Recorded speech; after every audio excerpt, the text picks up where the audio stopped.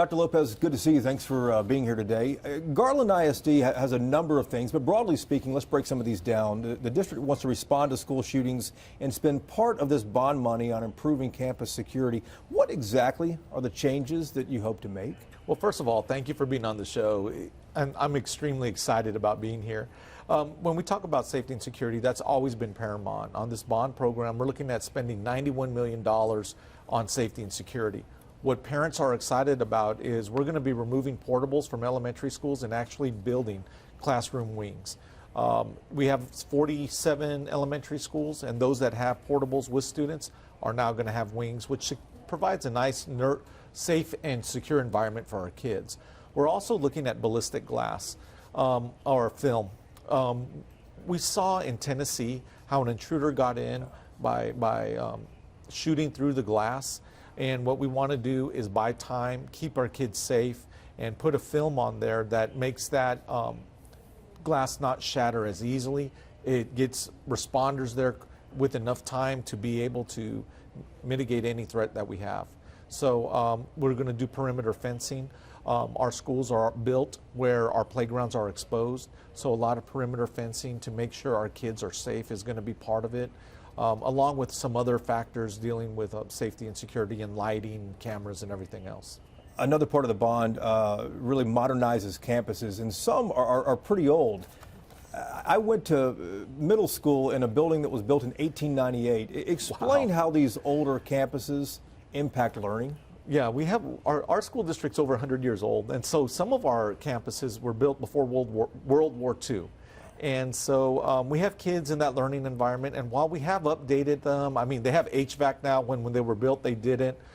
There's no longer an opportunity to keep those schools afloat. So we had a bond committee of citizens from Saxe, Rowlett, and of course Garland. We're a tri-city network. And they selected the improvements. They selected this entire project. That's what people are excited about. This did not come from administration or the board.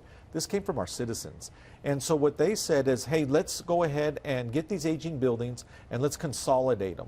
So we're looking at 8 buildings to consolidate into 4 and create updated learning environments that are fiscally responsible, energy efficient, and great places to learn for teaching and our students as well. The citizens selected this, but how much are Garland homeowners going to be on the hook for this? Obviously, bonds are floated out and sold to investors, but what will Garland homeowners and property owners pay? So, you know, the investment is going to be 6.6 cents for this bond, which will still be 22 cents lower than 5 years ago. So it's not 6 a big cents. That's like per 100 of taxable value, or yes, what? Per 100 taxable value. Okay. So 6.6 cents and 22 cents lower than 5 years ago. The citizens of the bond committee felt that's a very manageable rate to incur for the amount of investment they're going to get in return. What happens if this bond does not pass? Where does that leave Garland ISD? Well, I'm going to tell you that people are excited, 1, that a committee created this. 2, that it's addressing our aged infrastructure directly. There's no more putting Band-Aids or duct tape or Gorilla Glue or any of that stuff on our buildings anymore. It's going to be directly affected. 3, the career opportunities that are coming from this bond is what education's all about. Education transforms lives. And so people are really galvanizing around this because they are excited that this aligns with their values and the expectations of the school district. So those are the things that we're hearing from community members. We're hearing it from our teachers, and we're hearing it from the parents of the students that are in the system. How confident are you this will pass? I don't know what will come from it. But what I will say is that when communities invest in their school district, their communities thrive. And when communities thrive, cities just go through the roof. We see that across the DFW area. And so people understand investment will lead to greater community and city endeavors.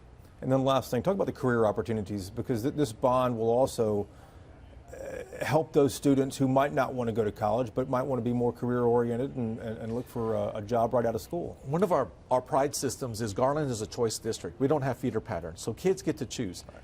Every high school has an early college. Every high school has a P-Tech. And guess what we have? 250 career choices for our students. That's why people live in our communities, and that's why people continually invest in them, because when people leave our school district, they're career and life ready. And so it's a blue-collar town with a white-collar mindset, and so if a child chooses college careers, they're set for life. And that's where our vision is, and that is seen throughout this bond.